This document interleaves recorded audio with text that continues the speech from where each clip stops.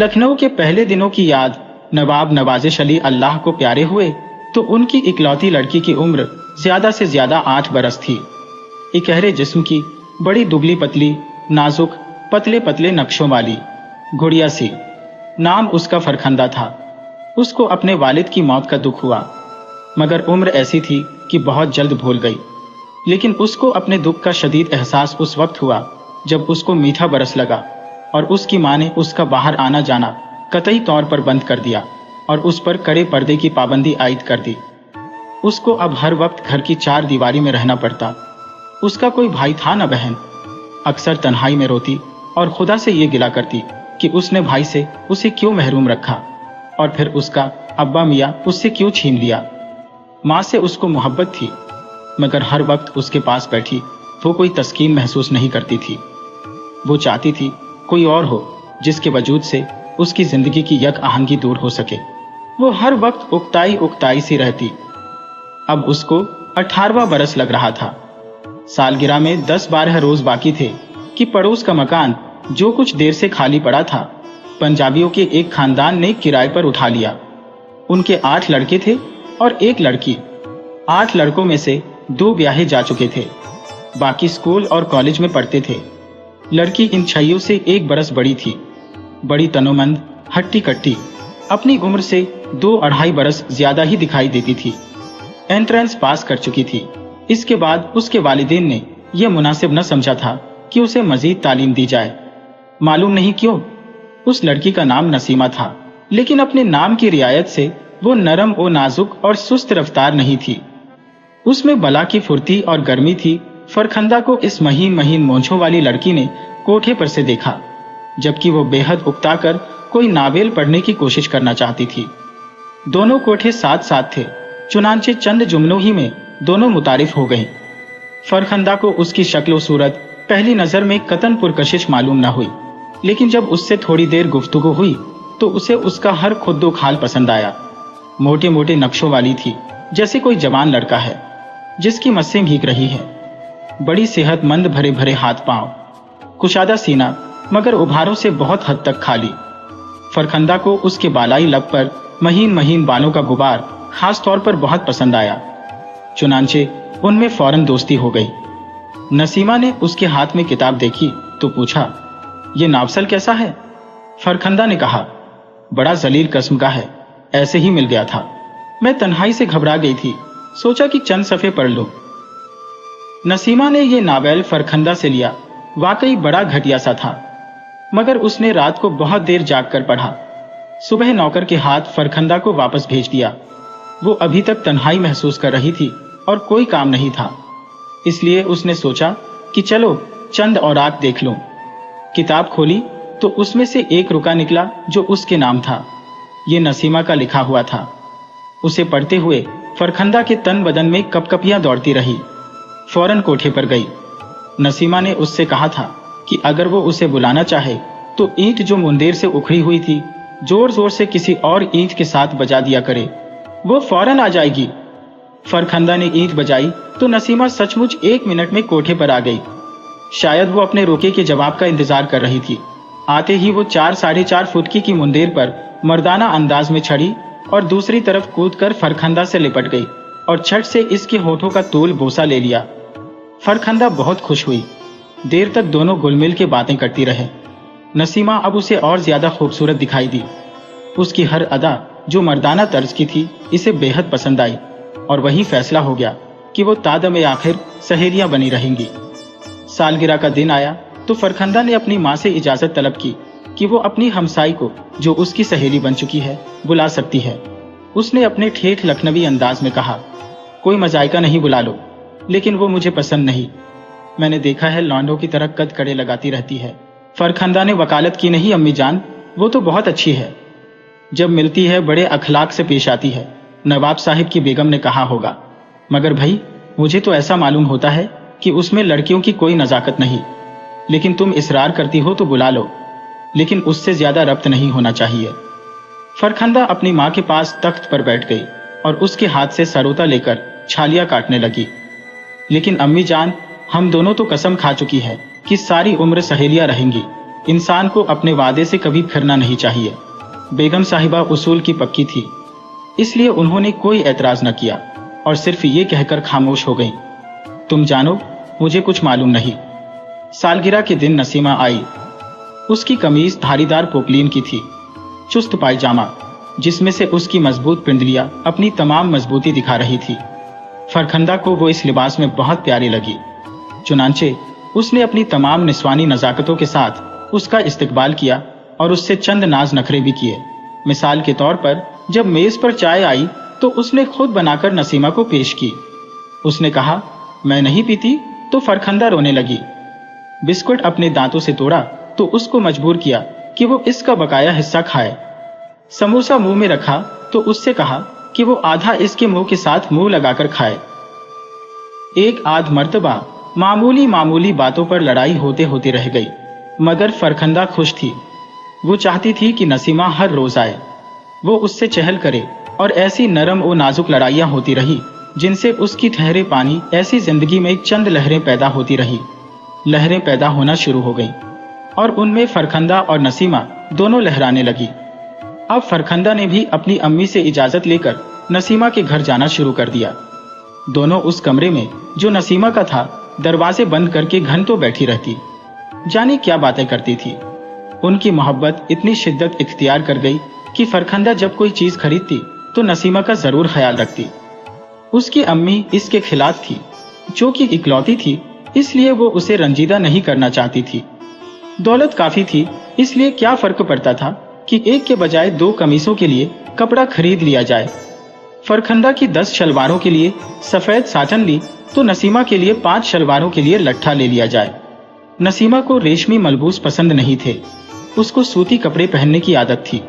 वो फरखंदा से ये तमाम चीजें लेती, मगर शुक्रिया अदा करने की जरूरत महसूस न करती, सिर्फ मुस्कुरा देती और ये तोहफे तहाइफ वसूल करके फरखंदा को अपनी बाहों की मजबूत गिरफ्त में भींच लेती और उससे कहती, मेरे माँ बाप गरीब है, अगर ना होते तो मैं तुम्हारे खूबसूरत बालों में हर रोज अपने हाथों से सोने की कंघी करती, तुम्हारी सैंडलें चांदी की होती, तुम्हारे घुसल के लिए मुअत्तर पानी होता, तुम्हारी बाहों में मेरी बाहें होती और हम जन्नत की तमाम मंजिलें तय करके दोजख के दहाने तक पहुंच जाते। मालूम नहीं वो जन्नत से जहन्नम तक क्यों पहुंचना चाहती थी। वो जब भी फिरदौस का जिक्र करती तो दोजख का जिक्र जरूर आता। फरखंदा को शुरू शुरू में थोड़ी सी हैरत उसके मुतल्लिक जरूर हुई, मगर बाद में जब वो नसीमा से घुल मिल गई तो उसने महसूस किया कि इन दोनों में कोई ज्यादा फर्क नहीं। सर्दी से निकल अगर आदमी गर्मी में जाए तो उसे हर लिहाज से राहत मिलती है, और फरखंदा को यह हासिल होती थी। उनकी दोस्ती दिन ब दिन ज्यादा उस्तवार होती गई, बल्कि यूं कहिए कि बड़ी शिद्दत इख्तियार कर गई, जो नवाब नवाजिश अली मरहूम की बेगम को बहुत खलती थी। बाज औकात वो ये महसूस करती कि नसीमा उसकी मौत है, लेकिन यह एहसास उसको बावकार मालूम ना होता। फरखंदा अब ज्यादातर नसीमा ही के पास रहती। सुबह उठकर कोठे पर जाती, नसीमा उसे उठाकर मुंडेर के उस तरफ ले जाती और दोनों कमरे में बंद घंटों जाने किन बातों में मशगूल रहती।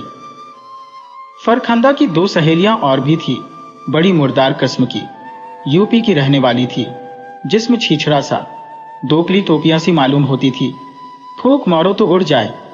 नसीमा से तारुफ होने से पहले ये दोनों उसकी जान और जिगर थी, मगर अब फरखंदा को उनसे कोई लगाव नहीं रहा था, बल्कि चाहती थी कि वो न आया करें, इसलिए कि इनमें कोई जान नहीं थी।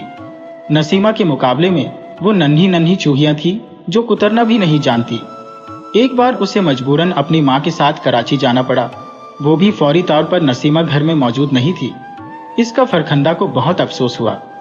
चुनांचे कराची पहुंचते ही उसने उसको एक तवील माजरतनामा लिखा। इससे पहले वो तार भेज चुकी थी। उसने खत में सारे हालात दर्ज कर दिए और लिखा कि तुम्हारे बगैर मेरी जिंदगी यहाँ बेकैफ है, काश तुम भी मेरे साथ आती। उसकी वालिदा को कराची में बहुत काम थे, मगर उसने उसे कुछ भी न करने दिया। दिन में कम अज कम 100 मरतबा कहती, मैं उदास हो गई हूँ। ये भी कोई शहरों में शहर है, यहाँ का पानी पीकर मेरा हाजमा खराब हो गया है। अपना काम जल्दी खत्म कीजिए और चलिए। लाहौर नवाब नवाजिश अली की बेगम ने सारे काम अधूरे छोड़े और वापस चलने पर रजामंद हो गई। मगर अब फरखंदा ने कहा, जाना है तो जरा शॉपिंग कर लें, यहाँ कपड़ा और दूसरी चीजें सस्ती और अच्छी मिलती है। शॉपिंग हुई। फरखंदा ने अपनी सहेली नसीमा के 10 सेलेक्ट्स के लिए बेहतरीन डिजाइन का कपड़ा खरीदा। वॉकिंग शू लिए। एक घड़ी खरीदी जो नसीमा की चौड़ी कलाई के लिए मुनासिब हो मौजूद थी। माँ खामोश रही कि वो नाराज ना हो जाए। कराची से लाहौर पहुंची तो सफर की थकान के बावजूद फौरन नसीमा से मिली, मगर उसका मुंह सूजा हुआ था। सख्त नाराज थी कि वो उससे मिले बगैर चली गई। फरखंदा ने बड़ी माफिया मांगी, हर सतह से उसकी दिलजोई की, मगर वो राजी ना हुई। इस पर फरखंदा ने जारो कतार रोना शुरू कर दिया और नसीमा से कहा कि अगर वो इसी तरह नाराज रही तो वो कुछ खाकर मर जाएगी। इसका फौरी असर हुआ और नसीमा ने उसको अपने मजबूत बाजुओं में समेट लिया और उसको चूमने पुचकारने लगी। देर तक दोनों सहेलियां कमरा बंद करके बैठी प्यार मोहब्बत की बातें करती रही। उस दिन के बाद उनकी दोस्ती और ज्यादा मजबूत हो गई, मगर फरखंदा की मां ने महसूस किया कि उसकी इकलौती बेटी की सेहत दिन ब दिन खराब हो रही है। चुनांचे उसने इसका घर से निकलना बंद कर दिया। इसका नतीजा ये हुआ कि फरखंदा पर हिस्टेरिया ऐसे दौरे पड़ने लगे। बेगम साहिबा ने अपनी जान पहचान वाली औरतों से मशवरा किया तो उन्होंने ये अंदेशा जाहिर किया कि लड़की को आसीब हो गया है। दूसरे लफ्जों में कोई जिन्न इस पर आशिक है जो इसको नहीं छोड़ता। चुनांचे फौरन टोने टोटकी किए गए, झाड़ फूंक करने वाले बुलाए गए, ताबीज गंदे हुए मगर बेसूद। फरखंदा की हालत दिन ब दिन घैर होती गई। कुछ समझ में नहीं आता था कि आरिजा किया है। दिन ब दिन दुबली हो रही थी। कभी घंटों खामोश रहती, कभी जोर जोर से चिल्लाना शुरू कर देती और अपनी सहेली नसीमा को याद करके पहरों आंसू बहाती। उसकी मां, जो ज्यादा ज़ईफ उल एतिकाद नहीं थी, अपनी जान पहचान की औरतों की इस बात पर यकीन हुआ कि लड़की पर कोई जिन्न आशिक है, इसलिए कि फरखंदा इश्क व मोहब्बत की बहुत ज्यादा बातें करती थी और बड़े ठंडे ठंडे सांस भरती थी। एक मर्तबा फिर कोशिश की गई। बड़ी दूर दूर से झाड़ने वाले बुलाए गए, दवा दारू भी किया, मगर कोई फायदा ना हुआ। फरखंदा बार बार इल्तिजा करती कि उसकी सहेली नसीमा को बुलाया जाए, मगर उसकी मां टालती रही। आखिर एक रोज फरखंदा की हालत बहुत बिगड़ गई। घर में कोई भी नहीं था। उसकी वालिदा, जो कभी बाहर नहीं निकली थी, बुर्का ओढ़कर एक हमसाई के यहाँ गई और उससे कहा कि कुछ करे।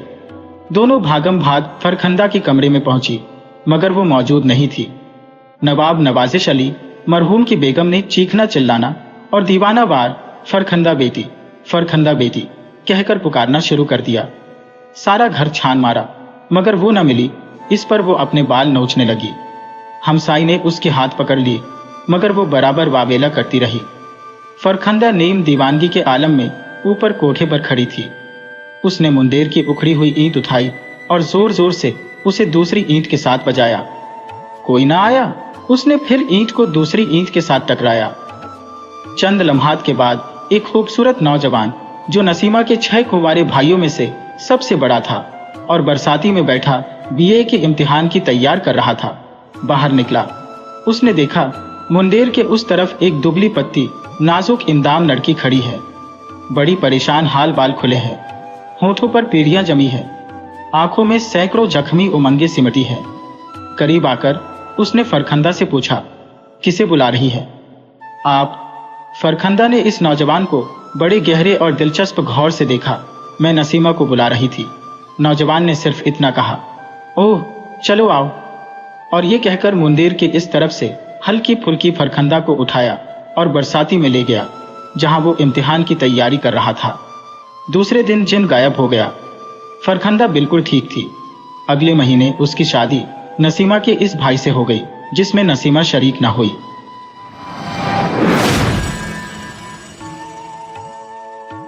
तमिलनाडु से महादेव और उनकी पत्नी पार्वती महाराष्ट्र के होशंगाबाद शहर में नौकरी के लिए आए। हिंदी ना जानने के कारण उन्हें बहुत परेशानी हुई। पार्वती अड़ोसी पड़ोसी से बातें कैसे करें? भाषा की समस्या। पार्वती अकेली कैसे रहेगी? टूरिंग जॉब भी थी, अतः पार्वती की छोटी बहन लाली को उनके साथ भेज दिया। महादेव जी अक्सर टूर पर ही रहते, अतः दोनों बहनें ही साथ रहती थी।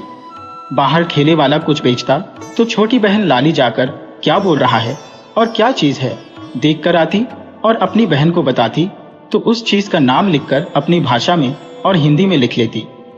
इस तरह पार्वती ने हिंदी सीखने की कोशिश की। अब जब वह प्रेग्नेंट हुई तब पीहर गई। वहां उसने 2 महीने के लिए हिंदी सीखने की कक्षा में प्रवेश किया। होशियार तो वह बहुत थी, अतः बहुत जल्दी सीख गई। अब उनकी एक लड़की हो गई। अब तो महादेव जी का तबादला नागपुर हो गया। नागपुर बड़ी जगह थी, अब उन्हें हिंदी भी काफी आ गई थी। उन्हें बहुत परेशानी नहीं हुई। फिर 2 लड़के और हो गया। इस साधारण परिवार में आर्थिक परेशानियां हुई। पति एक्स्ट्रा काम करके परेशानियों का हल खोज लिया। तीनों बच्चे पढ़ते थे। उनके बच्चे अच्छे स्कूल में पढ़ते थे। पार्वती और महादेव जी की लड़की ही मैं हूँ। हमारे परिवार में लड़कियां कम होती थी। मेरी बुआ एक लड़की थी, उनके 4 भाई थे।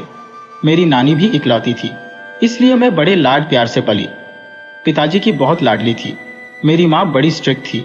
माँ ने एक बात कह दी तो कह दी, उसे सबको मानना पड़ता। ऐसा ही चल रहा था। मुझे और मेरे भाइयों को लगता ऐसे ही सब लोग रहते होंगे। जो अम्मा ने कह दिया वह पत्थर की लकीर थी। मैं बचपन से ही कुछ डरपोक और दब्बू किस्म की थी। स्कूल में भी दबी दबी रहती थी। घर में दोनों भाई मुझ पर रोब झाड़ते थे। अम्मा से तो वैसे ही डर लगता था। नागपुर में जब बारिश होती थी तो लाल लाल कीड़े गुच्छे के गुच्छे इकट्ठा होते थे। मैं उससे बहुत डरती थी। मेरे साथ प्रभा नाम की एक लड़की स्कूल से घर तक साथ आती थी। स्कूल से घर पैदल आने में आधा घंटा लगता था। पूरे रास्ते वह मुझे तंग करती, उन कीड़ों को मेरे ऊपर डालती। मेरे बहुत मना करने पर भी वह नहीं मानती। मेरे पास एक सेफ्टी पिन था, उसे डराने के लिए मैंने जोसे दिखाया। पता नहीं गलती से उसके खरोंच लग गई। वह तमाशा मचाने लगी। मैंने बहुत माफी मांगी पर वह ना मानी। मेरी अम्मा को आकर बता दिया। मेरी अम्मा मेरी बात सुने बिना ही उसके सामने मुझे 2 चांटे कस के लगाए। मुझे अंदर ही अंदर बहुत पीड़ा हुई, पर अम्मा से हम बहुत डरते थे, कुछ कह नहीं सकते थे। उसकी गलती हो तो मुझे बताने का मौका ही नहीं मिला। पहले ही मैं डरपोक और ज्यादा डरने लगी। मेरी अम्मा बहुत महत्वाकांक्षी थी, बहुत होशियार भी थी। जो ठान लेती थी उसे करके ही मानती थी। परंतु जब मम्मी ने मुझसे पूछा तो मैंने मना कर दिया। मेरी मम्मी कहने लगी, रेणुका जिंदगी बहुत बड़ी है। यदि शादी नहीं करोगी, अकेले कैसे रहोगी? हम तो चले जाएंगे, पीछे तुम्हें कौन देखेगा? पहले से तो मैं सतर्क हो गई थी, कुछ समझने भी लगी थी। शादी तो तुम्हें करनी है। ये जो अपने आप मानकर तुम्हें लेने को तैयार है वही हो जाए तो ज्यादा अच्छा। नहीं मम्मी, ये आदमी छोटी पोस्ट पर है। पहले ही मैं आर्थिक संकट बहुत झेल चुकी हूँ, अब मैं और झेलना नहीं चाहती। हम रेणुका तुम्हें सब कुछ दे देंगे, किसी चीज की तुम्हें कमी नहीं होने देंगे। फिर तुम भी तो नौकरी करोगी, दोनों मिलकर अच्छा कमा लोगे। नहीं माँ, मैं शादी के बाद नौकरी नहीं करूंगी। मैं शादी करूंगी तो किसी ऑफिसर से जो संपन्न हो। ऐसा नहीं मिले तो मुझे कोई जरूरत नहीं। जैसी तुम्हारी इच्छा, हम ऐसा ही तुम्हारे लिए देखेंगे। पता नहीं जब होना होता है तो कैसे न कैसे हो ही जाता है। हमारे पड़ोस में एक औरत रहती थी। उसके रिश्तेदार इंदौर में थे। उन्होंने एक रिश्ता पक्का किया था। शादी की तारीख पक्की हो चुकी थी, परंतु उसकी माँ राजस्थान देने के लिए राजी नहीं थी।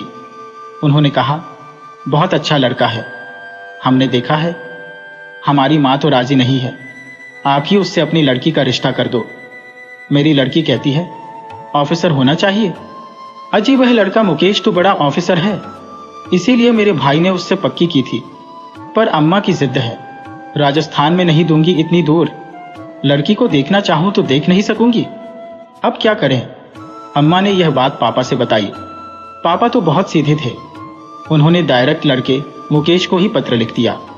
मुकेश उस समय उदयपुर सरकारी काम से आया हुआ था। उसने सोचा उदयपुर से भोपाल पास पड़ेगा और वह मिलने भोपाल आ गए। उस समय हमारे पापा टूर पर गए हुए थे। मम्मी और भैया से बात हुई, मुझसे भी बात हुई। मुकेश देखने में एकदम हैंडसम, लंबे चौड़े, ऊपर से ऑफिसर। मेरी तमन्ना तो पूरी हो गई। उसके बाद पापा ने सोचा मैं अचानक मुकेश को देखने जाऊं तो ठीक रहेगा। बिना बोले देखने पहुंच गए। वहां मुकेश गायब थे, कहीं चले गए। पापा परेशान हुए, परंतु स्टाफ के आदमियों ने उन्हें ठहराया। बड़ी आवभगत की।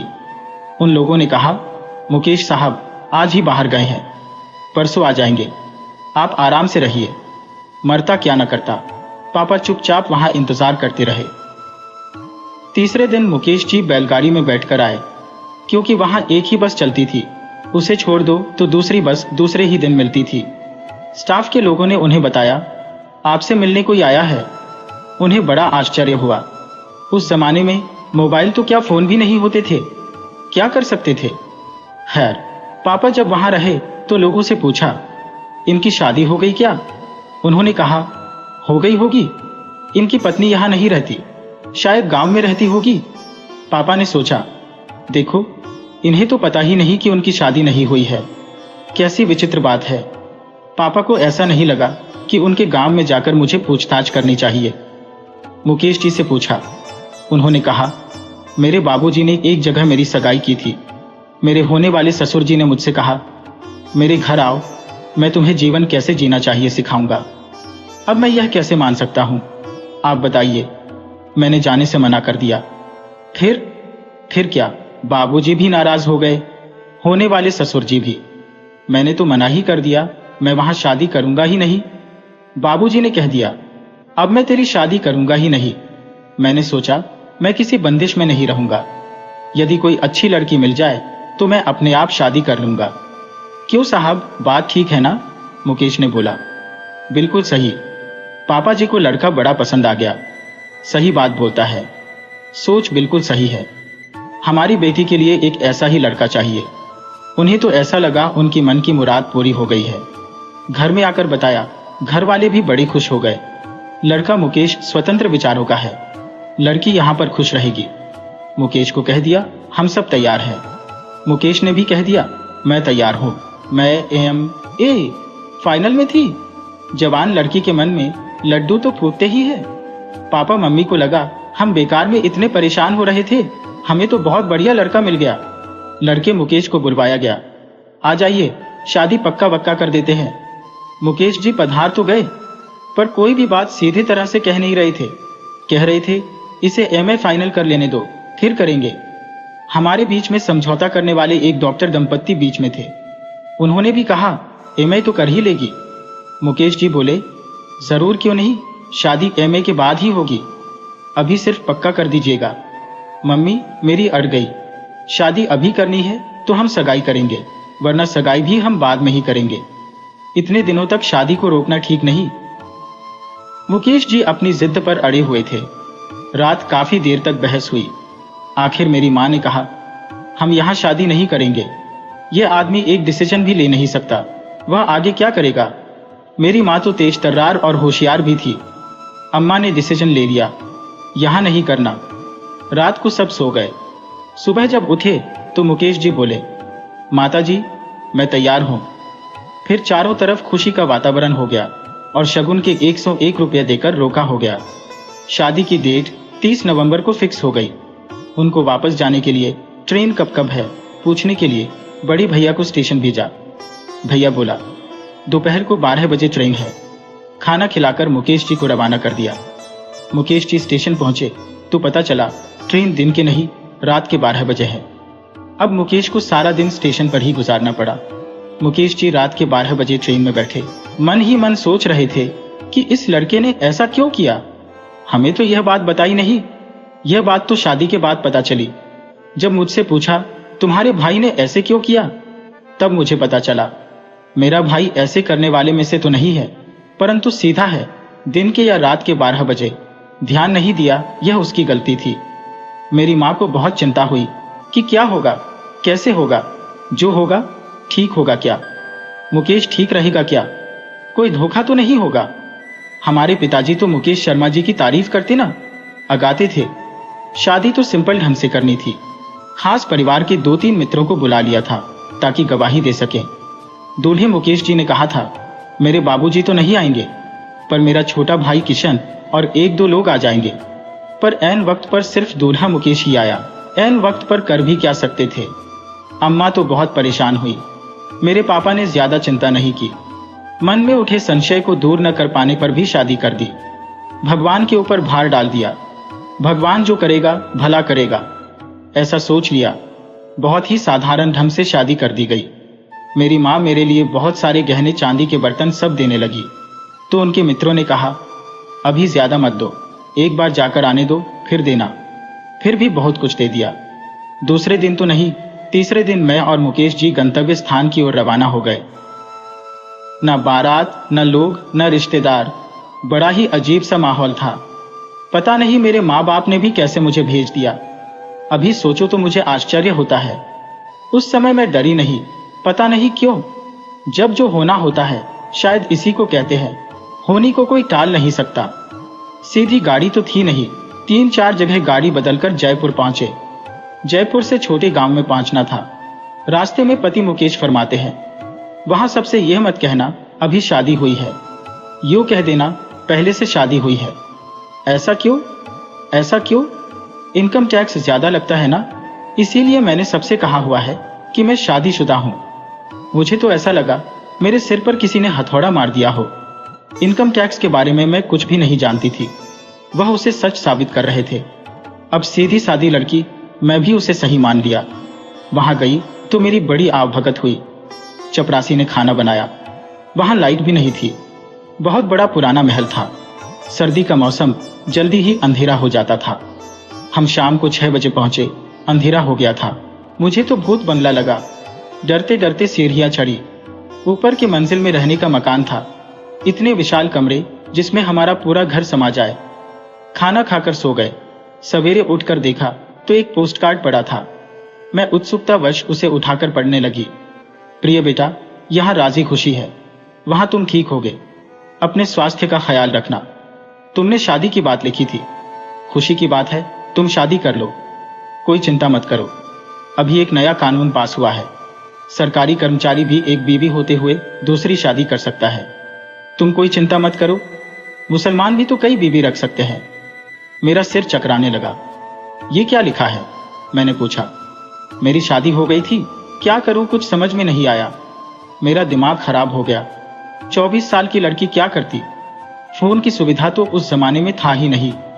इस गांव से चिट्ठी लिखो तो वह कब पहुंचेगा पता नहीं। पोस्ट तो मैं कर नहीं सकती, किसी को देना पड़ेगा। क्या करूं? घर वालों को कैसे बताऊं? बताना चाहिए क्या? नहीं बताना चाहिए। यह किस दुविधा में मैं पड़ गई।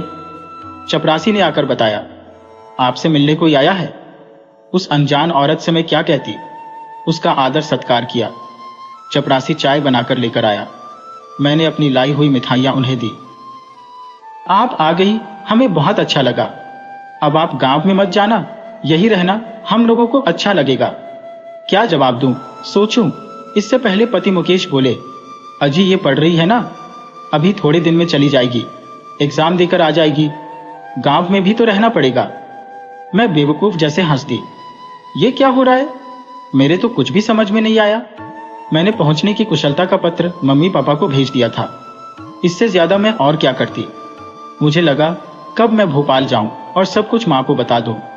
ऐसा सोच रही थी कि उनका पत्र आया। हम लोग मामा जी के लड़के की शादी दिल्ली में हो रही है, उसके लिए मैं और पापा जा रहे हैं। जिस दिन तुम आ रही हो उसी दिन हमारी भी गाड़ी है और समय भी दोनों का एक ही है।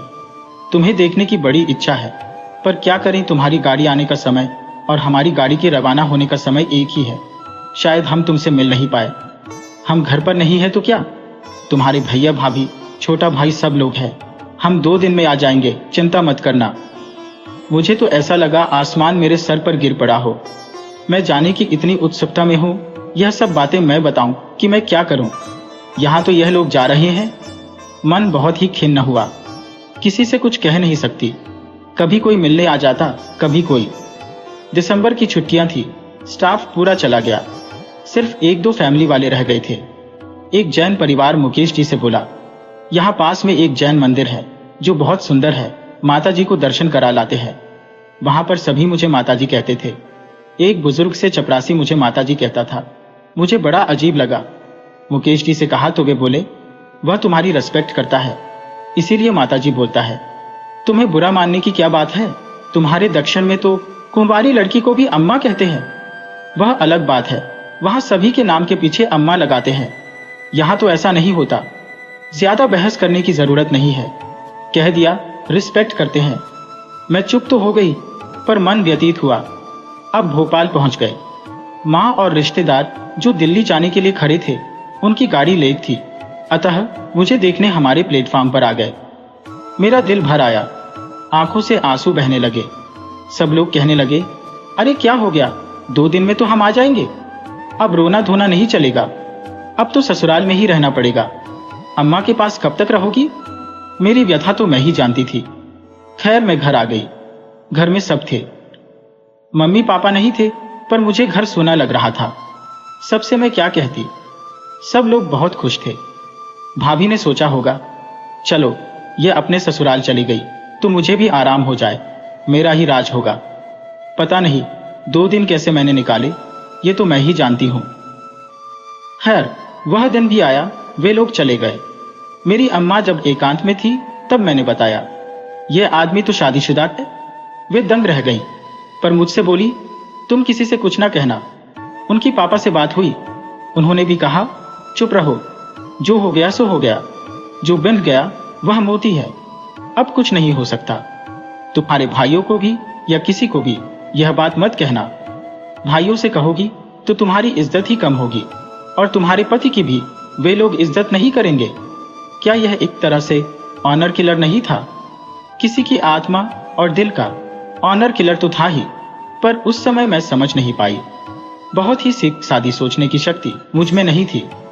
जो मम्मी पापा कह रहे हैं वही सही है, यही बात मेरे समझ में आती थी। खैर जिसका कोई नहीं होता उसका ऊपर वाला होता है, इस बात पर तो मुझे विश्वास था, अब भी इस बात पर विश्वास करती हूँ। मैं परीक्षा की तैयारी करने में लग गई। इन 4-5 महीनों में पति मुकेश जी 2-3 बार बीच में आए। मजाल है मेरे घर वालों ने उनसे कुछ पूछा हो, उन्होंने तो ऐसा दिखाया ही नहीं जैसे कुछ हुआ है। सब सही है, ऐसे ही वे मुकेश जी का आदर सत्कार कर रहे थे। उन्होंने भी मुझसे कुछ नहीं पूछा, मैंने भी कुछ नहीं कहा। क्या आजकल की लड़कियां ऐसी चुप रह सकती हैं? जून के महीने में परीक्षा तो खत्म हो गई, मेरा वाइवा रह गया था, उसकी तारीख का पता नहीं चला। खैर वाइवा भी हो गया। पति मुकेश जी आए, अब उनके साथ मुझे जाना था। मुझे आगे की जिंदगी के बारे में कुछ समझ में नहीं आ रहा था। मैं जयपुर आ गई। स्टाफ के 1-2 जने पड़ोस में थे, उनका आना जाना रहता है, पर वे मेरे पति का बहुत आदर करते थे। और मेरे पति मुकेश भी बड़े गंभीर स्वभाव के थे, बहुत ही विद्वान थे। उन्होंने कई किताबें लिखी थी। इन सब बातों ने मुझे उनकी ओर आकर्षित किया। मुझे फूहड़ और छिछोरे आदमी वैसे भी अच्छे नहीं लगते थे, इसीलिए उनके प्रति मेरे मन में एक आदर भावना आ गई थी। यह अच्छी बात थी जो समझौता करने में काम आई। जयपुर आते ही पता चला हमारा मकान बन रहा है। 2 कमरे बना रहे थे। प्लाट तो बड़ा था, पर इस समय सिर्फ 2 कमरे बन रहे थे। उसकी देखभाल करने के लिए मेरे ससुर जी जयपुर आ गए थे। एक किराए के मकान में हम रहते थे। ससुर जी पढ़े लिखे विद्वान थे, सरकारी नौकरी से रिटायर हुए थे। गांव के होने के बावजूद भी वे बड़ी ऊंची सोच के और खुले दिमाग के व्यक्ति थे। वे आर्य समाजी थे। मेरे ससुर जी के बहुत सारे मंदिर थे जिसे उन्होंने स्कूल के लिए दान दे दिया था। उन मंदिरों में अब स्कूल चलता है। वह मुझे देखकर बड़े प्रसन्न हुए। उन्हें मैं तरह तरह के दक्षिण के व्यंजन बनाकर खिलाती। वे बड़े खुश होते। मुझसे तो कुछ नहीं कहते, अड़ोस पड़ोस की औरतों से कहते, बहुत नरम नरम चीजें बनाकर खिलाती है जो बड़ा स्वादिष्ट होता है। वह बड़ी बहुत होशियार है। मेरे दांत नहीं है, अतः नरम चीजों को खाने में बहुत आसानी होती है।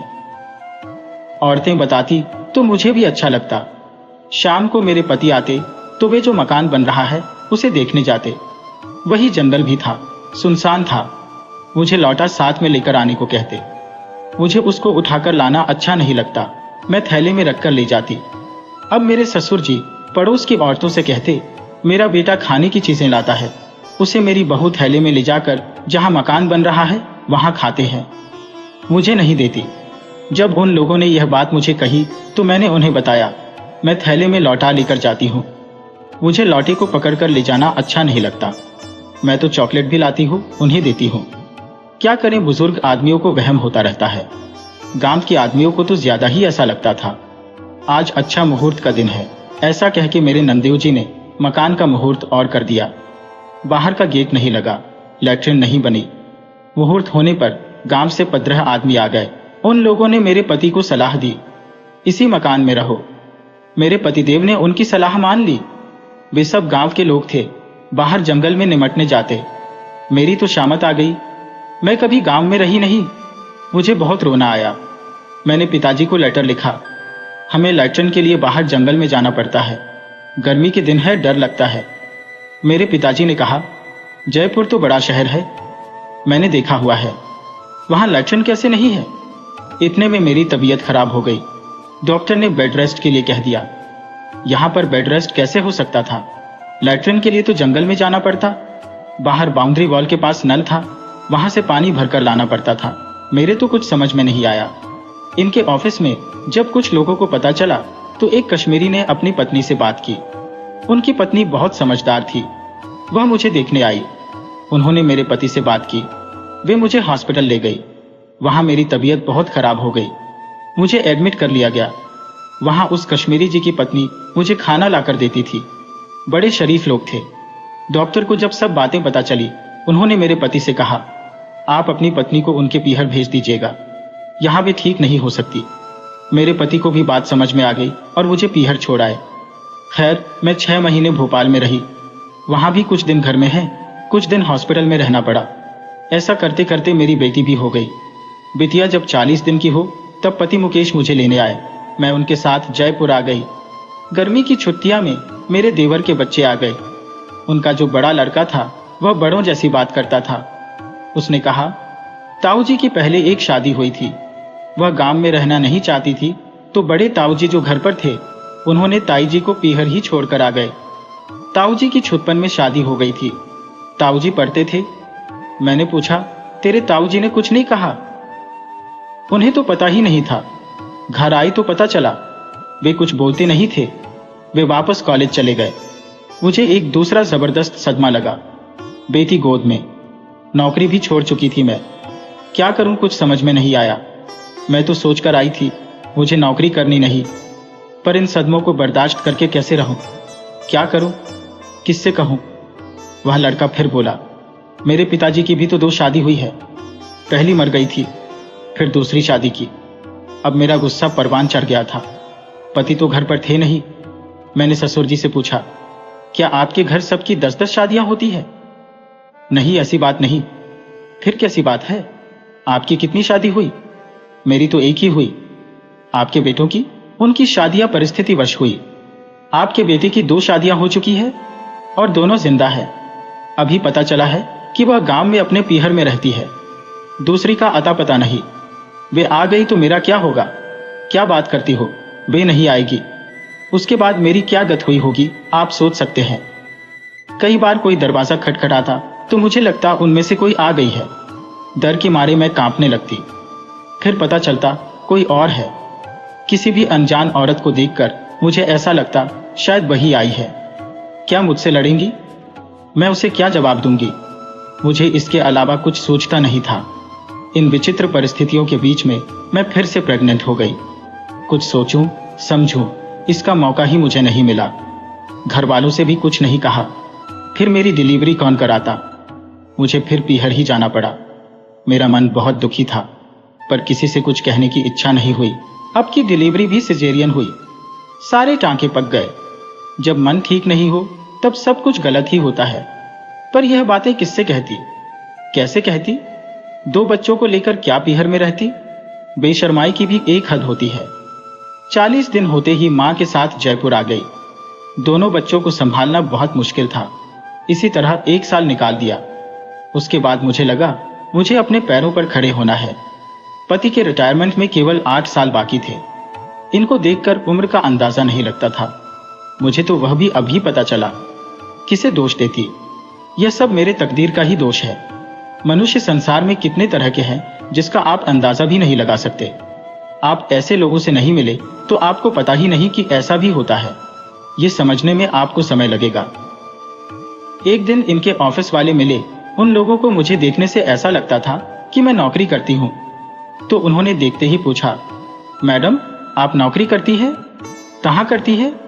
तुरंत मेरे पति का जवाब होता, अजी कहां, बच्चे हैं, घर गृहस्थी का काम है, उसे संभाले तो बहुत है। मैं तो उन्हें आश्चर्य से देखती रहती, कुछ जवाब दे ही नहीं पाती। यह बातें तो थी ही, आज सोचे तो बड़ा आश्चर्य होता है। मुकेश जी खाने पीने के शौकीन नहीं थे। सीधा सादा खाना ही पसंद था।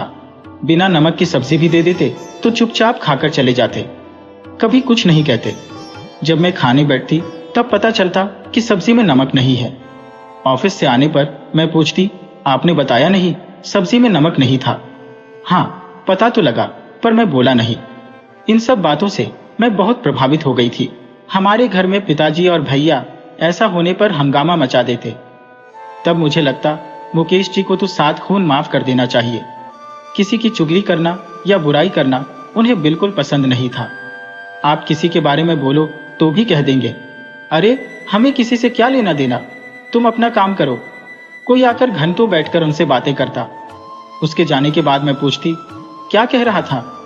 तो उनका जवाब होता, मैंने तो सुना ही नहीं, पता नहीं क्या बक रहा था। फालतू बातों पर मैं ध्यान नहीं देता। ऐसी बहुत सारी खूबियां मुकेश जी में थी, जिससे मैं उनकी ओर आकर्षित होती चली गई। मुझे तो अफसर की चाह थी, वह मुझे मिल चुका था।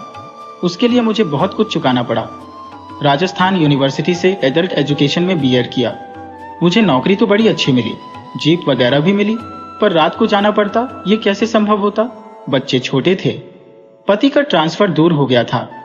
मैं बच्चों को अकेले कैसे छोड़कर जाती? मैंने ज्वाइन नहीं किया। फिर से टीचर ट्रेनिंग, बीएड किया। 1 साल 2 बच्चों को रखकर फिर कठोर परिश्रम किया। नौकरी बहुत मिली, पर बाहर मिली। गवर्नमेंट की नौकरी थी, पर मैंने नहीं किया। यहाँ बच्चों को कौन देखता? मैंने एक प्राइवेट स्कूल में ज्वाइन कर लिया। बच्चों को अच्छे स्कूल में पढ़ाया। लड़की 4वीं में थी, लड़का 3री में। तभी मुकेश जी रिटायर हो गए। मकान अपना था, अतः हमेशा किराएदार रखा। ज्यादातर किराएदार अच्छे ही थे। पहले मुझे अपनी चिंता थी, अब बच्चों की भी चिंता होने लगी। बच्चे अच्छी तरह पढ़ें, सेटल हो, उनकी नौकरियां लगी और उनकी शादी हो, इसकी चिंता मुझे खाई जा रही थी। इसी बीच पति की आंख का ऑपरेशन हुआ, वह खराब हो गया। वे 2 महीने हॉस्पिटल में रहे। बेटी बहुत होशियार थी, MA में पहुंच गई थी। एक्स्ट्रा करिकुलर एक्टिविटीज में भाग लेती थी। उसका टीवी में, रेडियो में, दोनों में न्यूज रीडर में भी सिलेक्शन हो गया था। उसका रेडियो आर्टिस्ट और टीवी आर्टिस्ट में भी सिलेक्शन हो गया। कॉलेज में, टीवी में और रेडियो में नाटक करती थी। ऑनल राउंडर थी। पढ़ने में भी बहुत होशियार, हिंदी, अंग्रेजी दोनों में होशियार थी। जयपुर में ही एक परिवार में, जो बहुत पारंपरिक परिवार था, बेटी को लेने को तैयार थे। लड़का गवर्नमेंट में लेक्चरर था। पारंपरिक और पिछड़ा परिवार तो था, पर मुझे लगा लड़का इतना होशियार है और जयपुर में गवर्नमेंट कॉलेज नहीं है, बाहर ही बाहर रहेगा, फॉरवर्ड हो जाएगा। मेरे पति तैयार नहीं थे। उनके मन में शंकाएं थी, पर मुझे कुछ नहीं लगा, क्योंकि अभी भी मैं सीधी सादी ऐसी की ऐसी थी। इतने धक्के खाने के बाद भी मुझे आग तो नहीं आई। लड़का एकदम हैंडसम, गोरा चिट्टा था, गोल्ड मेडलिस्ट, अंग्रेजी मीडियम में पढ़ा हुआ। ये तो मुझे चाहिए था, क्योंकि बेटी भी अंग्रेजी मीडियम की पढ़ी हुई थी। मुझे तो लगा सब सही है। उन लोगों ने कहा 1 महीने के अंदर ही शादी करनी है। मेरे पतिदेव को यह बात पसंद नहीं आई। शादी करनी है तो जल्दी कर दो। उन्होंने कहा, हम MA पूरा करने देंगे। मुझे भी उसकी शादी की बड़ी चिंता हो रही थी। पति ने तो जल्दबाजी करने को मना किया, पर मुझे लगा पति की उम्र हो रही है, वैसे ही वे कुछ नहीं करते, कैसी बिटिया की शादी होगी। मैंने अपने घर वालों को भी कहा था, यहाँ वहां भी कहती रहती थी, अपने आप ही आकर कोई लड़की मांग रहा है, क्यों नहीं करना चाहिए। चलो शादी की, मैंने ही जिद्द की। पहले तो लड़की ने हाँ कह दी, बाद में जब सगाई हो चुकी और शादी की तैयारियां हो रही थी, तब बेटी ने मना किया। तब मैंने कहा, ऐसा कैसे हो सकता है, और कुछ समझ में भी नहीं आया और शादी भी हो गई। वे बड़े पुरातंत्री और पारंपरिक लोग थे, जबकि मैं राजस्थान के परंपराओं से बिल्कुल वाकिफ नहीं थी। मेरे पतिदेव को यह परंपराएं बिल्कुल पसंद नहीं थी, इसीलिए मैंने कभी ध्यान ही नहीं दिया।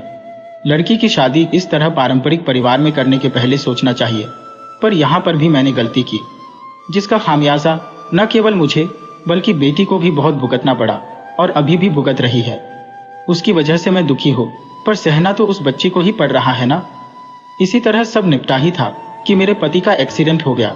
एक्सीडेंट भी बहुत बुरी तरह हुआ। 4 महीने अस्पताल में रहना पड़ा। मैं भी अस्पताल में ही कमरा लेकर रही। मैं हॉस्पिटल के कमरे में ही खाना बनाती और बेटा वहीं आकर खाना खाता, पर बेटी को इन्फॉर्म करने के बावजूद उसे पता नहीं चला। आप समझ ही गए होंगे, होशियार पाठक को इशारा ही काफी है। दिन और रात परेशान हुई बेटी को पता ही नहीं चला। ससुर जी देखने आए, उन्हें कहा। उन्होंने बड़ी मुश्किल से 2 दिन के लिए बेटी को भेजा। शादी के बाद बेटी के सभी कार्यक्रमों में बंदिश लग गई। वह वहां रह ही ना पाई। क्या करें क्या ना करें समझ में नहीं आया। जब लड़की गर्भवती हुई तो घर वालों का कहना था कि लड़का ही होना चाहिए। हमारे परिवार में लड़कियां नहीं होती। मेरी बेटी बड़ी फिक्र करने लगी और मुझे भी बहुत फिक्र हो गई। उस जमाने में वे साइकिल चलाती थी, हमें साइकिल पर बिठाकर ले जाती थी। वह निडर और दबंग थी। पता नहीं मैं कैसे दब्बू रही। मैं दब्बू लड़की बनकर ही जी रही थी। मेरी माँ पूर्ण आत्मविश्वास, अपनी बात में अड़िंग और एक होशियार महिला थी, पर पता नहीं क्यों मैं उनसे दबी दबी ही रही। मुझ में आत्मविश्वास की कमी तो थी ही। मुझे लगता मैं माँ के सामने कुछ नहीं हो। पता नहीं ऐसा क्यों था। मेरी उनसे कोई बराबरी तो थी नहीं। भाई लोग तो मुझे हमेशा चढ़ाते थे, बुद्धू है, दब्बू है, मूर्ख है। उनके मजाक को भी मैं सीरियस ले लेती थी। एक दिन मैं अपने हाथों का बनी हुई मोती की माला पहनकर स्कूल गई। सबने पूछा, किसने बनाया? मैंने कहा, मैंने बनाया है, रंग बिरंगी मोतियों से बना हुआ था। उसने कहा, तू बड़ी अक्लमंद है। मैं तो खुश थी। घर आई, मैंने यह बात बताई तो मेरा बड़ा भाई बोला, खुश हो रही है। मंद मतलब क्या होता है? मंद बुद्धि, समझी? मुझे बड़ा बुरा लगा। मैं रोने लगी। हमारी पड़ोस की एक आंटी आई, बोली, अरे तू तो बहुत होशियार है, इतनी सुंदर माला बनाई, हमें भी बना दे। ऐसे मेरे भाई मुझे परेशान करते थे। मैं इसे समझ नहीं पाती। ऐसे ही दिन गुजरते जा रहे थे। माँ मुझे गर्मियों की छुट्टियों में घर पर ही तमिल सिखाती थी। बहुत गुस्सा आता था। छुट्टियों में भी दिन में सोने नहीं देती थी। खैर, जिंदगी के दिन ऐसे ही गुजरते रहे। होशियार बुद्धू, अमीर गरीब, छोटे बड़े सभी के दिन गुजरते ही हैं। मेरे भी गुजरते गए। मैंने जैसे बताया, मैं पढ़ने में होशियार थी, तो माँ ने मुझे डबल प्रमोशन दिला दिया। अतः उन्होंने मुझे चौथी के बाद 5वीं 2 महीने गर्मी की छुट्टियों में घर पर ही पढ़ाकर मुझे दूसरे स्कूल की 6ठी कक्षा में एडमिशन दिला दिया। 1 साल बचा लाया। चौथी कक्षा से एकदम से 6ठी में पहुंच गई। वही गर्मी की छुट्टियों में ट्यूशन पढ़ाया। जुलाई में एक स्कूल में एग्जाम दिलवाया और मैं पास हो गई। मुझे 6ठी कक्षा में प्रवेश दिला दिया। पढ़ने के बारे में तो भाई लोग कुछ कह न सके, पर मेरी अंग्रेजी कमजोर थी, उस पर हंसी उड़ाते थे। हमारे पापा मुझे अंग्रेजी पढ़ाते थे। मेरे पापा भी मेरी हंसी उड़ाते। वे कहते, मेरी बेटी कभी इंग्लिश नहीं बोलेगी, अंग्रेजी बोले, उसे इंग्लिश बोलने से डर लगता है। ये मुझे अपनी बेइज्जती लगती, पर पापा से क्या कहूँ। जब उन्हें पता चलता इसे बुरा लगा तो वह कहने लगते, अरे बेटा, इसमें बुरा मानने की कौन सी बात है? तुम्हें तो राष्ट्रभाषा अच्छी लगती है, तुम ऐसे क्यों नहीं कहती हो? गर्व की बात है, ये कहना चाहिए। हमारे घर में सारे घर वाले हाजिर जवाब थे। मैं सोचकर जवाब देती थी और घबरा भी जाती थी। मेरी इस कमी का भाई लोग बहुत फायदा उठाते थे। भाई लोग आपस में हंसी मजाक करते और जोर जोर से हंसते, तो मुझे लगता क्या बात है। पूछने पर वे कहते, तू तो ट्यूबलाइट है, देर से समझ में आएगा। भगवान की दया से बेटा ही हो गया। बेटी वहां जाने को तैयार नहीं। फिर किसी तरह से समझाकर बेटी को एक तरह से जबरदस्ती भेजा। बेटी ने एक शर्त रखी, मैं सर्विस करूंगी। उसकी शर्त मंजूर कर ली गई। उसने सर्विस तो की, पर आर्थिक स्वतंत्रता उसे नहीं मिली। यह भारतीय नारियों की तो क्या, मेरे ख्याल से पूरे संसार में ही ऐसा हो रहा है। कहीं ज्यादा कहीं कम। जहां सोच अच्छी है वहां तो ठीक है, जहां नहीं है वहां वही हाल। इस बीच बेटी के एक बच्चा और हो गया। मुझे बहुत चिंता हुई। चिंता करने से क्या होता है, प्रॉब्लम सॉल्व नहीं होती। समय के साथ बहुत कुछ बदला, बहुत कुछ खराब भी हुआ, पर क्या कर सकते हैं। अब बेटे की नौकरी लग गई थी। मुझे बेटे की शादी की कोई चिंता नहीं थी। बेटा छोटा ही था। पता नहीं मेरे पतिदेव को बेटी की शादी की बड़ी चिंता थी। वे लगातार कोशिश में लग गए। बहुत सी लड़कियां आई, पर पति चाहते थे बहू गवर्नमेंट सर्वेंट वाली होनी चाहिए। बेटा प्राइवेट नौकरी में है तो कम से कम एक जना गवर्नमेंट नौकरी में हो। चांस की बात है, ऐसे ही एक शिक्षिका मिल गई। पति को उनकी सारी बातें पसंद आ गई और जल्दी में वह शादी हो गई। यह लोग भी पारंपरिक थे, परंतु बहू अपने को बहुत मॉडर्न मानती थी। सिर्फ मानती थी नहीं। मेरी तो इकलौती बहू थी। मैं उसे बहुत चाहने लगी। मैंने बेटी का प्रेम भी उसी पर उड़ेला। जी जान से उसे चाहने लगी। मैंने कभी किसी काम के लिए उसे नहीं कहा, ना मैंने कभी कोई उम्मीद की, पर मैंने सम्मान की इज्जत जरूर की। क्या चाहिए हुई सभी चीजें मिलती हैं? ना मिली ना मिलनी थी। मेरी बहू ने एक प्यारी सी बच्ची को जन्म दिया। बहुत ही प्यारी बच्ची। मेरी जान उसमें रखी थी। वह भी मुझे दादी दादी कहकर मुझ पर जान देती थी। अच्छी होशियार बच्ची थी। मूलधन से ब्याज प्यारा होता है। मुझे भी बहुत प्यारी लगती थी। खैर, इन सब के बीच में मेरे पति फिर बीमार हो गए। मेरे पति के पेट में एक बहुत बड़ी गांठ हो गई। टेस्ट में पता चला गांठ बहुत बड़ी है। एक टेस्ट में सही रिपोर्ट आई, एक में कैंसर का डाउट हुआ। इतनी बड़ी गांठ थी कि पसलियों को तोड़कर गांठ को निकालनी पड़ी थी। खैर, ऑपरेशन बहुत बढ़िया हो गया, बिल्कुल सही हो गए। हमने कहा चलो अच्छा हुआ। टेस्ट के लिए भेजा, वहां भी रिपोर्ट सही आई। इस बीच मैं भी रिटायर हो गई। उस समय रिटायरमेंट की उम्र 58 वर्ष की थी। मेरे पति के फिर से पेट में दर्द होने लगा। डॉक्टर को दिखाया, सोनोग्राफी की वहीं पर दूसरी गांठ हो गई। डॉक्टरों ने अब ऑपरेशन करने से मना कर दिया। 78 की उम्र हो गई है, अब ऑपरेशन नहीं हो सकता। ऑपरेशन करने के बाद हो सकता है तबीयत और खराब हो जाए। अभी तो चल फिर रहे हैं, बाद में चलना फिरना मुश्किल हो जाए, फिर आप क्या करेंगी? मुझे भी बात सही लगी, पर मेरे हस्बैंड चाहते थे कि उनका ऑपरेशन हो। कई डॉक्टर को दिखाया, ज्यादातर डॉक्टरों ने ऑपरेशन के लिए मना किया। एक डॉक्टर ने कहा मैं कर दूंगा। वह डॉक्टर हमारे पहचान के थे। उन्होंने कहा मैं ऑपरेशन की फीस भी नहीं लूंगा, ऑपरेशन थिएटर का खर्चा दे देना। बात तो पैसे की नहीं थी, बात सुरक्षा की थी। मेरे पति जिद करने लगे कि उन्हीं से ऑपरेशन करा लूंगा। ऑपरेशन की सारी तैयारियां हो चुकी थी। दूसरे दिन हॉस्पिटल जाना था। पहले दिन एक सज्जन हमारे घर आए। उन्होंने कहा इस डॉक्टर से मत करावो, यह अच्छा डॉक्टर नहीं, मेरा केस बिगाड़ दिया था। तब दूसरे डॉक्टर के पास गए। मैंने कहा वह डॉक्टर तो ऑपरेशन करने को तैयार था, पर हम नहीं करवाना चाह रहे, आप ही कर दो। फिर वह डॉक्टर भी तैयार हो गए। अस्पताल में एडमिट कर दिया गया। ऑपरेशन के पहले एक सोनोग्राफी हुई तो पता चला पैंक्रियास के ऊपर ही गांठ है, उसे छेड़ना ठीक नहीं है। लौट के बुद्धू घर को आए, हम भी घर आ गए। कैंसर की गांठ थी, कोई दवाई करा नहीं सकते थे। उस समय इतनी सुविधा नहीं थी, उम्र ज्यादा थी। अब तो मैंने देखा 90 साल के आदमी का भी ऑपरेशन हो जाता है। पता नहीं डॉक्टर ने उस समय 78 को ज्यादा बता दिया। यह तो मेरे समझ के बाहर की बात थी।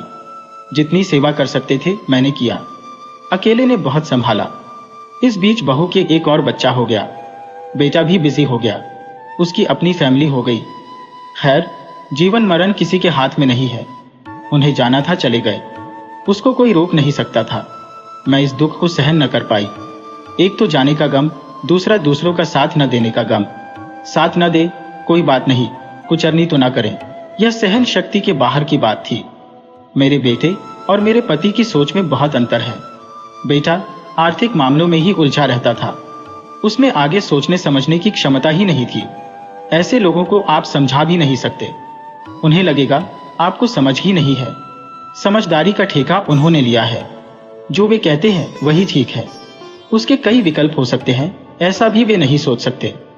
यह उनकी सोच के दायरे से अलग है, इसलिए बुरा मानने की कोई बात नहीं। एक माँ जो होती है, उसके लिए चाहे 2 हो या 4 हो, सब बराबर होते हैं।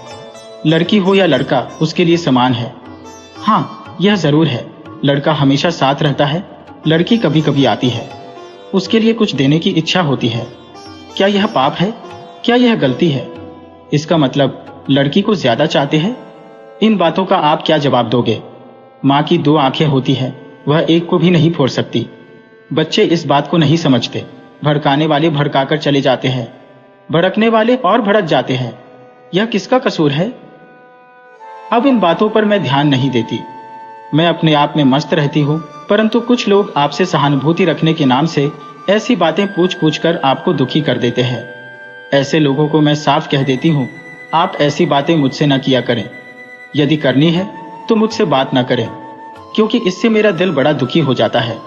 जो होता है हमसे पूछ कर नहीं होता। कौन कैसा होगा आपको इसका अंदाज भी नहीं होता। आप अपने तरह से सोच सकते हो, ऐसा होना चाहिए, वैसा होना चाहिए। जो हो रहा है वह अलग ही है, उसको सहन करने के लिए आपको शक्ति चाहिए। यदि शक्ति नहीं है तो कोई क्या करे? सब परिस्थितियां विपरीत हो गईं। सबने यही समझाया, जो भी परिस्थिति है उसका सामना करो, चुप रहो, जवाब ना दो, देखते जाओ क्या होता है। देखती रही, समय एकदम विपरीत हो गया। खाली दिमाग रह रहकर इन्हीं बातों में उलझता गया। इसी बीच कुछ करने की सोची, पर इस मकर जाल से निकलूं तभी ना। कैसे निकलूं? निकलना चाहूं तो और फंसती जाऊं। अकेले बैठकर आंसू बहाती और कुछ कुछ लिखने लगी। पहले से पढ़ती तो बहुत थी, पर लिखा कभी नहीं। आकाशवाणी के लिए प्रोग्राम देते समय कुछ लिख देती थी, बस सिर्फ इतना ही। फिर अब जो मेरे मन में उमड़ घुमड़ कर आ रहे विचारों को ही मैं लिखने लगी। एक दिन एक सहेली आई। क्या लिख रही हो? पूछा। मैंने कहा, मन में जो आया है वह लिख रही हूं। ऐसे लिखने से क्या फायदा? इसे कहीं भेजो। कहाँ भेजो? अखबार में भेजो। मुझे लगा इसे कौन छापेगा। उसके कहने पर मैंने भेज दिया। ये कैसा आश्चर्य वह छप गया। अब मुझ में बहुत सारा उत्साह और जोश आ गया। मैं लिखती चली गई, विभिन्न अखबारों में भेजती चली गई। सब में छपने लगे। इससे मुझे प्रेरणा मिली। पहले बच्चों की कहानियां लिखने लगी, लेख लिखने लगी, लोगों का इंटरव्यू लेने लगी, रेसिपी लिखने लगी, दक्षिण के त्योहार राजस्थान के त्योहारों की तुलना करके लिखने लगी। लोगों को बहुत अच्छा लगा। दक्षिण की संस्कृति के बारे में लोग जानने लगे। फिर अनुवाद भी करने लगी। तमिल से हिंदी में कहानियों का अनुवाद करने लगी। उससे काफी ख्याति मिली। मुझे बहुत से अवार्ड मिले, सम्मान मिला। लोग मुझे जानने लगे, पहचानने लगे। इस बुढ़ापे में मुझे और क्या चाहिए? मैंने सोचा नहीं था मुझे इतना कुछ मिलेगा। इसकी मैंने कभी कल्पना भी नहीं की थी। मेरे पतिदेव को मेरा तमिल बोलना भी पसंद नहीं था। अब तो मैं तमिल से अनुवाद कर रही हूँ। इस तमिल ने ही मुझे पहचान दिलाई। समय समय की बात है, मेरी जिंदगी कहां से कहां पहुंच गई, मैं तो सोच भी नहीं सकती। शायद ये भी एक जिंदगी है। एक दिन हमारे पिताजी भाइयों को बुलाकर कुछ कह रहे थे और मेरे जाते ही चुप हो गए। मुझे तो यह बात बुरी लगी। मैं रोने लगी। पिताजी को मेरा रोना बिल्कुल पसंद नहीं। वे समझाने लगे, रेणुका, तुम बहुत सीधी हो, तुम मेरी प्यारी बेटी हो। मैं जानता हूं आज कोई सज्जन आने वाले हैं। मैं उनसे मिलना नहीं चाहता। मैं इन्हें कह रहा था वह आए तो मैं घर पर नहीं हूं, कह देना। पर रेणुका, तुम तो सीधेपन में कह देती, हमारे पापा ने ऐसा कहा है कि वह घर पर नहीं है। अब इसमें तुम्हारी गलती नहीं है। तुम बहुत सीधी हो। मेरे घर वालों को मेरी बहुत फिक्र थी। आए दिन मेरे पापा कहते हैं मेरे बेटों की तो कोई समस्या नहीं है, सब संसार रूपी भवसागर पार लगा लेंगे। मुझे तो मेरी बेटी रेणुका की चिंता है। ये तो बहुत सीधी है, इसका क्या होगा? ये बातें मुझे बड़ी विचित्र लगती। इनमें क्या है जो मुझ में नहीं है, मैं समझ नहीं पाती। 1957 में नागपुर महाराष्ट्र में चला गया। मध्य प्रदेश बन गया, जिसकी राजधानी नेहरू जी ने भोपाल को बनाया। भोपाल में इतनी जगह नहीं थी कि सारे सरकारी कर्मचारियों के रहने की समस्या हुई, तो कुछ ऑफिसों को थोड़े समय के लिए ग्वालियर को हेडक्वार्टर बनाया गया। महादेव जी का परिवार ग्वालियर आ गया था। पता नहीं कैसे कैसे मैं भी 8वीं कक्षा में पहुंच गई। 8वीं कक्षा में मैं बहुत बीमार रही और मुझे टाइफाइड हो गया। फिर अस्पताल में भर्ती होना पड़ा। 15 दिन में जाकर बुखार उतरा, पर दूध ही दूध देते थे। दूध मुझे पचता नहीं था। डॉक्टरों की समझ में नहीं आ रही थी। हफ्ता ऐसे ही निकल गया। खाने को कुछ नहीं देते थे। एक दिन पड़ोस के पलंग पर जो लड़की थी, उसकी दादी उससे मिलने आई। मेरी अम्मा से पूछा, आपकी लड़की रेणुका को क्या हो गया? ये तो ठीक दिख रही है। हाँ, इसको टाइफाइड था, ठीक हो गया था, पर इसको दस्त हो रहे हैं। डॉक्टर कहते हैं जब तक ठीक नहीं होगा हम छुट्टी नहीं देंगे। उसने पूछा, इसको क्या देते हो? सिर्फ दूध। इसीलिए तो ऐसा हो रहा है। आप इसे साबूदाने की खीर दे दो, ये लड़की ठीक हो जाएगी। अम्मा को बात समझ में आ गई और उन्होंने मुझे साबूदाने की खीर खिलाई। मैं दूसरे दिन ही ठीक हो गई। जो बात डॉक्टरों की समझ में नहीं आई, एक दादी माँ ने बता दी। इस तरह मुझे अस्पताल से छुट्टी मिली। 15 दिन का आराम बताया। 1.5 महीने स्कूल नहीं गई थी। खैर, स्कूल का एग्जाम दिया, 9वीं कक्षा पास हो गई, 10वीं में आ गई। यह बातें 1959 की थी। 1907 में मैंने बोर्ड का एग्जाम दिया। देते ही हम भोपाल आ गए। रिजल्ट आया नहीं था। 1.5 महीने बाद एक दिन एक पत्र आया। वह हमारे पड़ोस के डॉक्टर का था। उन्होंने लिखा, congratulations Renuka, you are getting in 2nd division. बात मेरे समझ में नहीं आई। मम्मी पापा ने भी सोचा क्या बात है। उसके 2 दिन बाद ही रिजल्ट अखबार में आया। मैं 58% से 2nd डिवीजन पास हुई थी। मेरे घर वाले खुश हो गए थे क्योंकि नबी में तो मैं स्कूल जा ही नहीं पाई थी। उस जमाने में ट्यूशन इतने होते भी नहीं थे और हमारी हैसियत भी नहीं थी। अपने आप जो पढ़ा सो पढ़ा। मेरे भैया बड़े खुश हो गए। भैया इंजीनियरिंग कॉलेज में थे। घर का खर्चा मुश्किल से चल रहा था। अब भैया की पढ़ाई कैसे हो? सब परेशान थे। मेरा अच्छा रिजल्ट आने पर उन लोगों की उम्मीद जग गई थी। इससे नौकरी कराएंगे ताकि घर की माली हालत सुधरे और भैया की पढ़ाई ठीक से हो सके। उसे ऊपर वाली की कृपा से मुझे 2 महीने के अंदर ही सरकारी नौकरी मिल गई। ऑफिस भी घर के बिल्कुल सामने था। वेतन मुझे हाथ में मात्र 93 रुपये मिलते थे। उसको वैसा का वैसा घर लाकर अम्मा को दे देती। दोपहर को चाय पीने घर आ जाती। पैदल जाती, नया पैसा खर्चा नहीं था। मेरी अम्मा ने अपने हाथों से मोतियों का बनाया हुआ एक छोटा पर्स मुझे दे रखा था। महीने के शुरू में उसने वह 1-2 रुपये के खुल्ले डाल देती थी। महीने के आखिर में उसे सब्जी लेने के लिए ले लेती थी, क्योंकि महीने के आखिर में सब्जी लेने के पैसे नहीं बचते थे। उस समय मेरी उम्र सिर्फ 17 साल की थी। पर मेरी अम्मा को फिक्र हुई कि रेणुका को सीना पिरोना नहीं आता, सिखाना पड़ेगा। घर के कामकाज तो पहले ही सिखा चुकी थी, अब क्या करें। उनकी किस्मत बड़ी अच्छी थी या मेरी खराब समझो। शाम के समय 7 बजे से 9 बजे तक सिलाई की क्लास लगती थी। उसमें और भी क्लासेस चलती थी। पर अम्मा तो मुझे सिलाई सिखाना चाहती थी ना। उन्होंने मुझे उस कक्षा में डाल दिया। ऑफिस से आती, खाना खाती और तुरंत सिलाई सीखने चली जाती। पैरों की मशीन थी। सिलाई के साथ कढ़ाई भी मुझे सीखना था। उसके फायदे तो मुझे बाद में पता चला, पर उस समय तो मुझे बहुत बुरा लगता। सारे दिन क्या लगा रखा है। पर अम्मा से डर के मारे कुछ कह न पाती। इस तरह मैंने सिलाई भी सीख लिया, कशीदाकारी भी सीख ली। अब भैया भी अपनी पढ़ाई पूरी करके इंजीनियर बन गए थे। मेरी अम्मा को अब चैन नहीं था। वह मुझे अपने पीहर ले गई। मुझे 1 महीने की छुट्टी दिलाई। वहां मेरी नानी अम्मा से 4 कदम आगे थी। उन्होंने कहा, अब तुम रेणुका की शादी कर दो। मेरी अम्मा ने कहा, पैसे तो है नहीं। अरे, अपने गहने डाल दे, बाकी रुपयों की जहां तक बात है उधार ले लेंगे। मेरी अम्मा ने पिताजी को पत्र लिखा। उन्होंने कहा, तुम देख लो, अभी क्या जल्दी है। पर नानी ने ऐसी पट्टी पढ़ाई की माँ के समझ में आ गई। माँ ने दूसरा पत्र पापा को लिख दिया। उन दिनों फोन तो होते नहीं थे, मोबाइल का तो सवाल ही नहीं। पापा ने एक पत्र और लिखा। इसमें उन्होंने लिखा था कि रेणुका की शादी की कोई जल्दी नहीं है, तुम रेणुका को लेकर वापस आ जाओ। वह पत्र अम्मा को मिला नहीं और हमारी नानी ने जो लड़का देख रखा था उससे मेरी सगाई करने का मन बना लिया। उस जमाने में लड़का लड़की दिखाने का रिवाज था। उस रिवाज के मुताबिक लड़के वाले मुझे देखने आ रहे थे।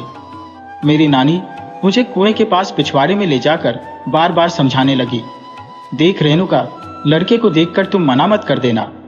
तुम्हें पता है रेणुका, वह कोने वाले घर की लड़की सीमा ने एक लड़के को देखकर मना कर दिया था और आज तक उसकी शादी नहीं हुई।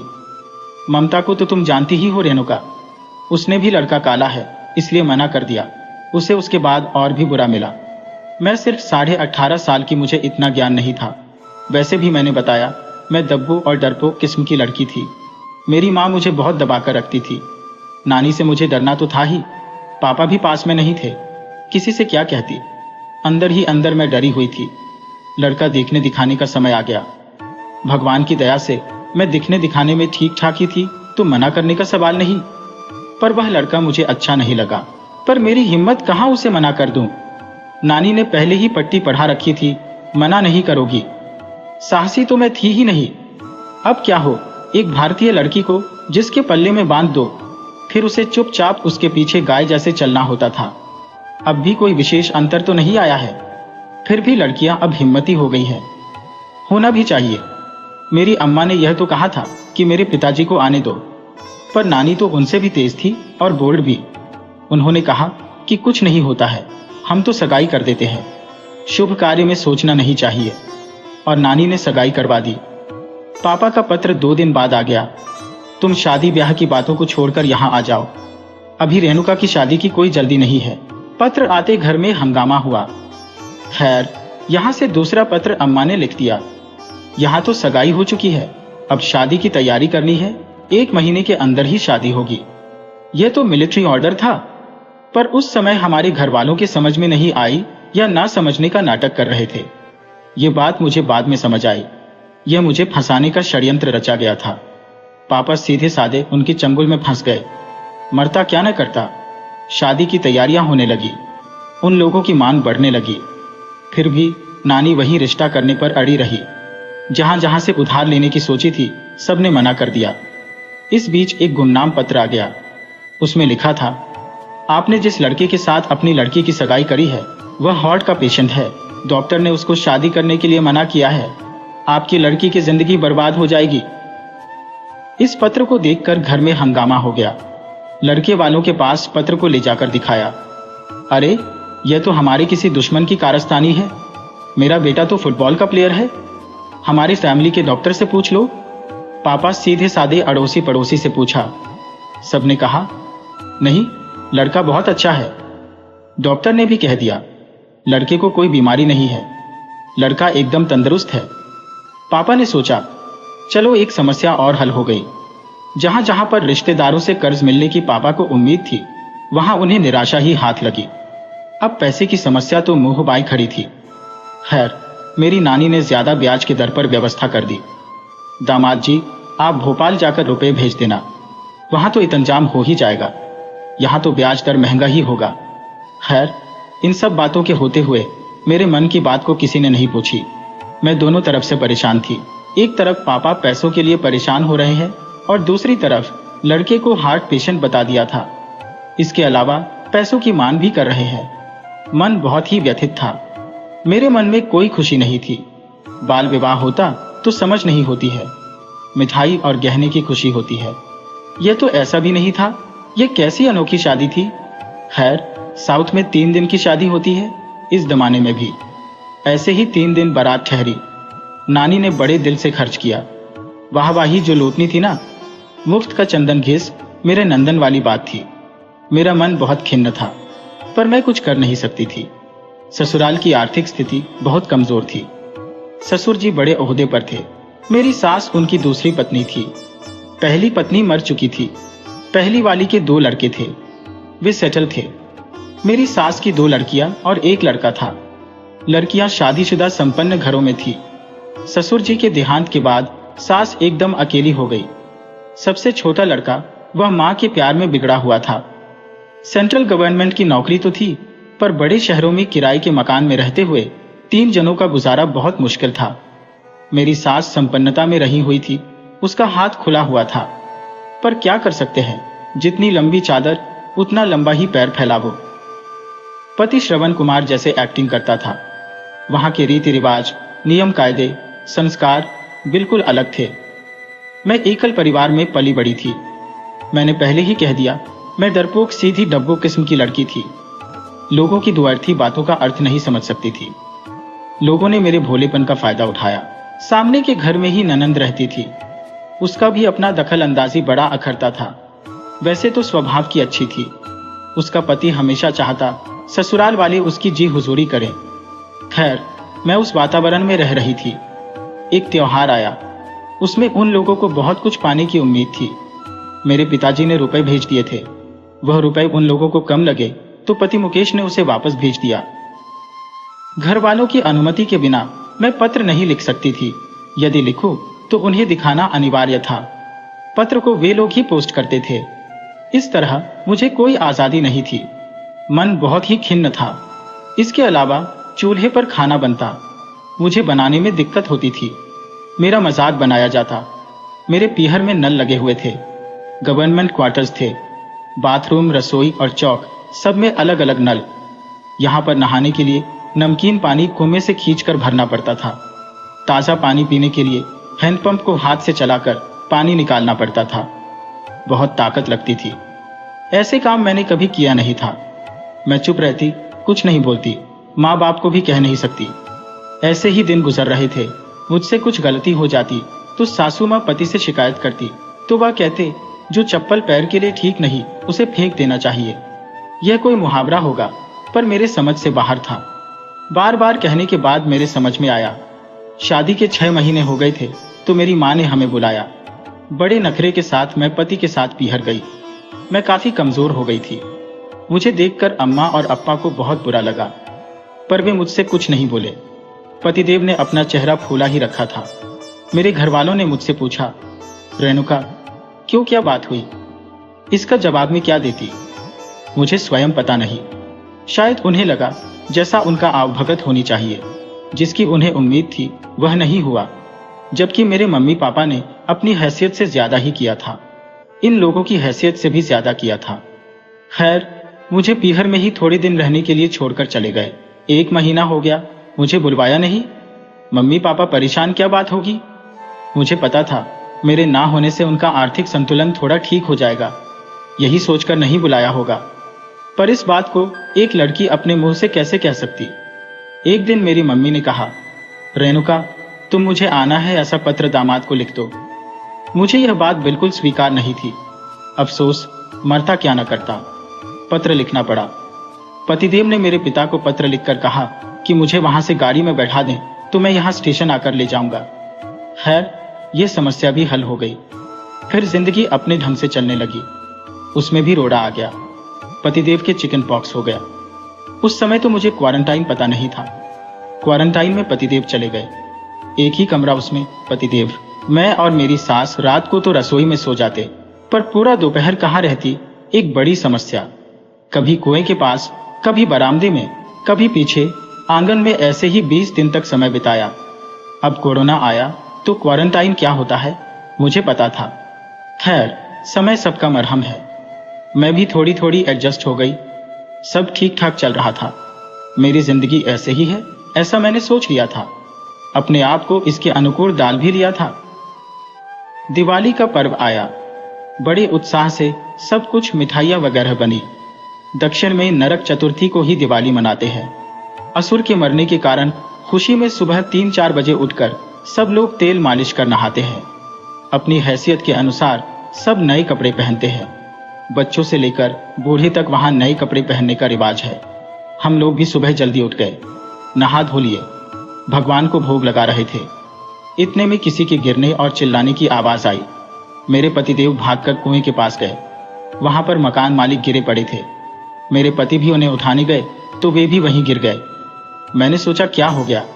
मैं उन्हें उठाने गई, पर मुझे उनके पास तक पहुंचने नहीं दिया। करंट बुरी तरह से लगने लगा। मैं जोर जोर से चिल्लाई, करंट करंट, मेन स्विच बंद करो। मेरी आवाज सुनकर लोग दौड़कर आए।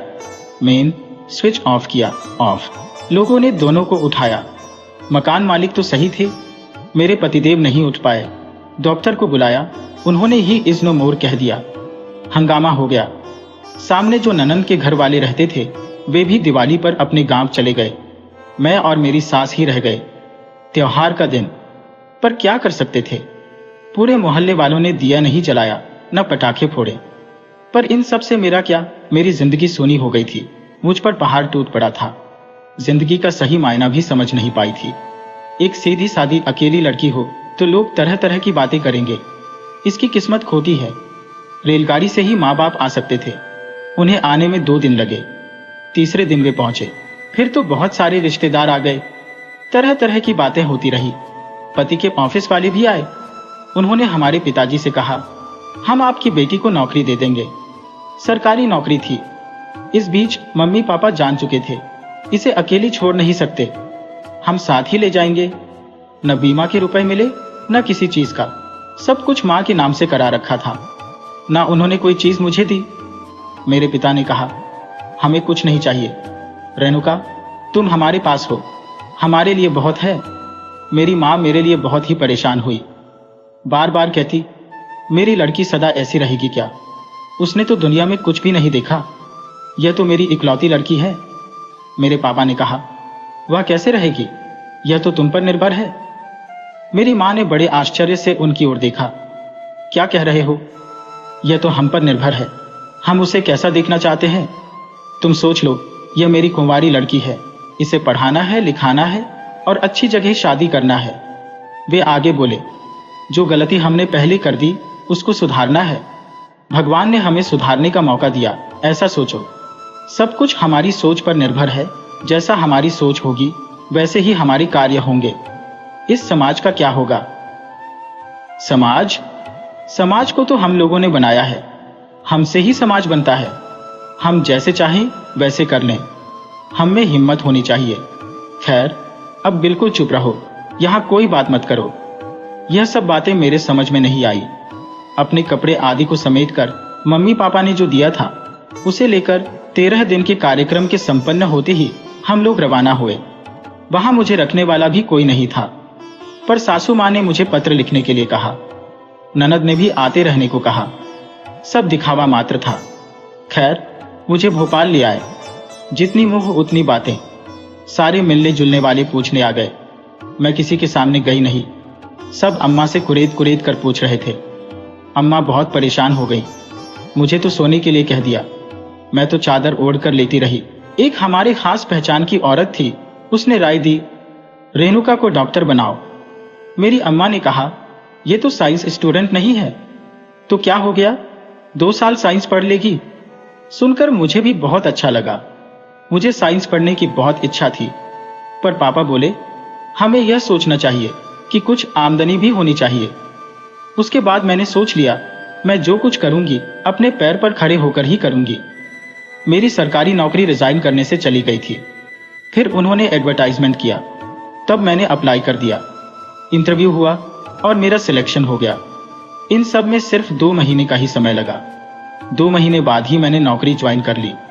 मैंने इंटरमीडिएट की तैयारी शुरू कर दी। सुबह 10 से 5:30 ऑफिस आते आते 6:30 बज जाते। सुबह 9:30 बजे घर से निकल जाती। गर्मी के दिनों में तो थक कर चूर हो जाती। फिर पढ़ने की इच्छा नहीं करती। मैं रात में 9 बजे सो जाती। सुबह 3:30 बजे उठकर पढ़ाई करती। अंग्रेजी में मुझे प्रॉब्लम आती तो पिताजी मुझे पढ़ाते थे, बाकी तो सब अपने आप कर लेती। इंटरमीडिएट में अच्छे नंबरों से पास हो गई। अब बीए सेकेंड ईयर में एडमिशन लेना था। अरविंद कॉलेज मॉर्निंग कॉलेज था। सभी जॉब करने वाले उसमें पढ़ते थे। सुबह 7 बजे से 10 बजे तक क्लास लगती थी। उसी में मैंने एडमिशन ले लिया। 10 बजे सीधे बस से ऑफिस पहुंच जाती थी। इस तरह बीए पास किया। अब MA इकोनॉमिक्स के लिए गवर्नमेंट कॉलेज में ज्वाइन किया। वहां भी मॉर्निंग क्लासेस लगती थी। 7 से 10 यह भी अच्छा रहा। दिन बीतते गए।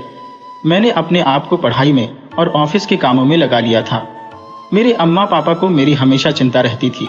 उन्होंने सोचा इसकी शादी करनी चाहिए। कुछ लोग भोपाल में ही मुझसे शादी करने के लिए उत्सुक थे। मेरे पापा मम्मी यही चाहते भी थे कि मैं वहीं भोपाल में रहूं।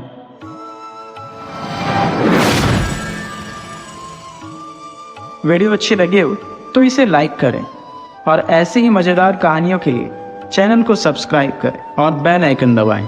ज़्यादा से ज़्यादा अपने दोस्तों को शेयर करें। धन्यवाद।